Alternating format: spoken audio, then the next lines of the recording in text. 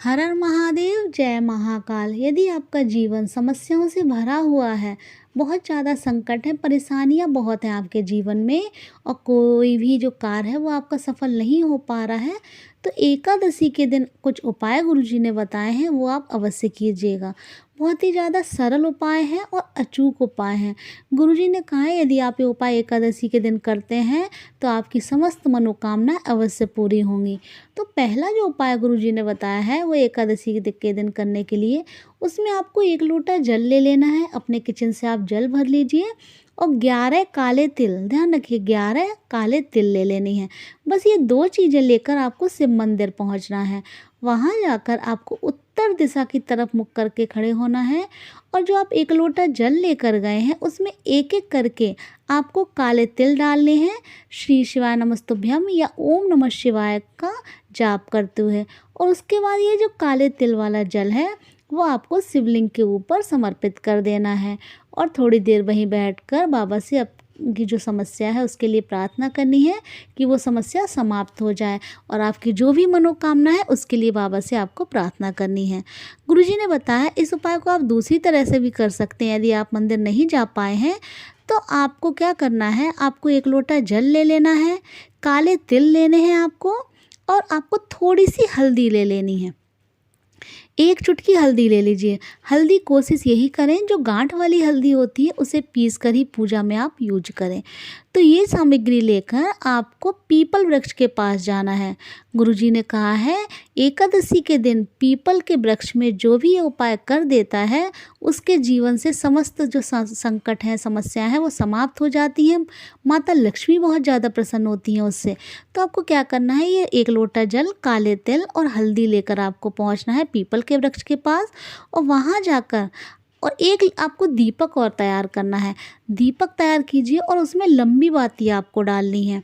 लंबी बाती आप कोशिश ये करें कि कलावा जो मौली होती है उसकी आप लंबी बाती बना लें और गाय का देसी घी डाल लीजिए। अब आपको ये सामग्री लेकर पीपल वृक्ष के पास पहुंचिए और वहां जाकर आपको सबसे पहले वो दीपक प्रज्वलित करना है। लेकिन दीपक का जो मुख है, यानी दीपक की जो बाती जिधर जल रही है वो उत्तर दिशा की तरफ होनी चाहिए। दीपक प्रज्वलित कीजिए। दीपक के नीचे थोड़ा सा आसन अवश्य लगाइए। गुरुजी कहते हैं जब भी आप दीपक प्रज्वलित करें तो उसके नीचे थोड़े से चावल के दाने, गेहूं के दाने और या धान, जो जौ होते हैं वो, या हरे मूंग, कुछ भी आप रख सकते हैं। तो एकादशी का दिन है तो आप चावल को छोड़कर किसी और जो अन्न होता है उसके आप दाने दीपक के नीचे अवश्य रखें। उसके बाद वो दीपक प्रज्वलित कर दें। फिर एक एक करके आपको ओम नमो भगवते वासुदेवाय का जाप करते हुए वो काले तिल आपको उसी दीपक में डाल देने हैं, और 1 चुटकी जो हल्दी है उसे भी ओम नमो भगवते वासुदेवाय का जाप करते हुए आपको उसी दीपक में डाल देना है जो प्रज्वलित कर रखा है आपने, और 1 लोटा जल आपको पीपल के वृक्ष में समर्पित कर देना है। ये उपाय आप सुबह से लेकर शाम तक किसी भी समय कर सकते हैं।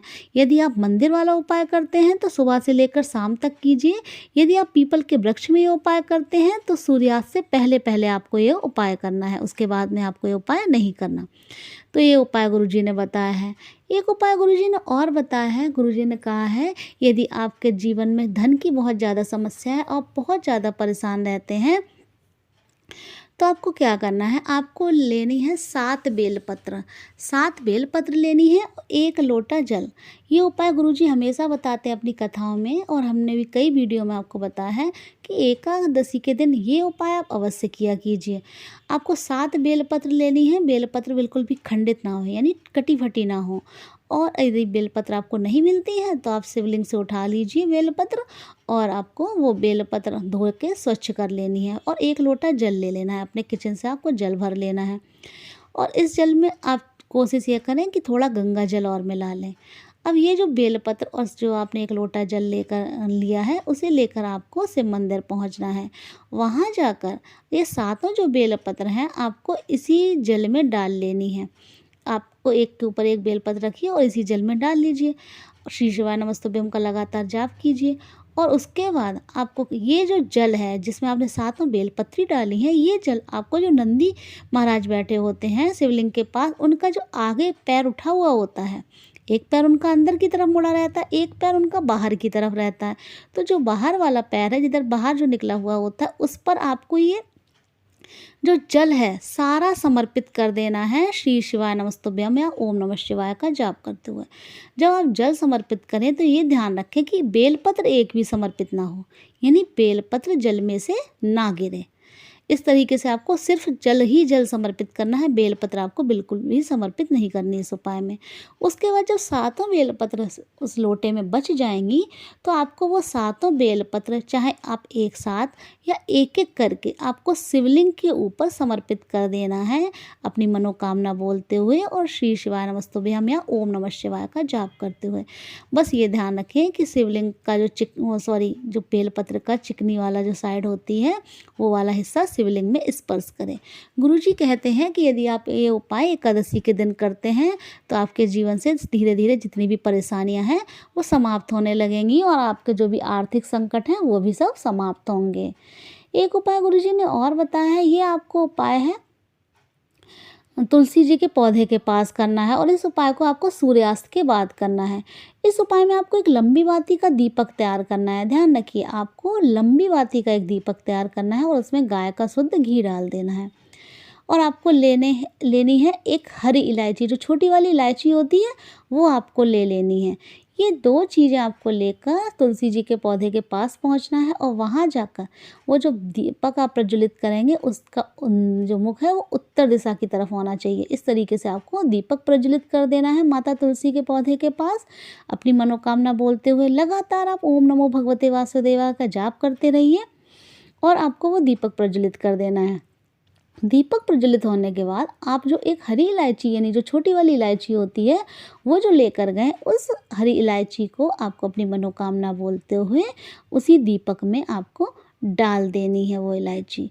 गुरुजी कहते हैं जो भी एकादशी के दिन तुलसी जी के पौधे के नीचे इस तरीके से दीपक प्रज्वलित करता है उसके जीवन में कभी भी धन की कमी नहीं होती।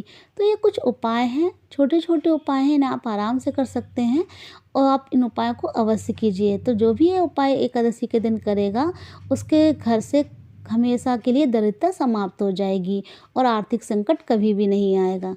यदि आपको वीडियो अच्छी लगी है तो प्लीज़ वीडियो को लाइक कर कमेंट में हर हर महादेव अवश्य लिखिए।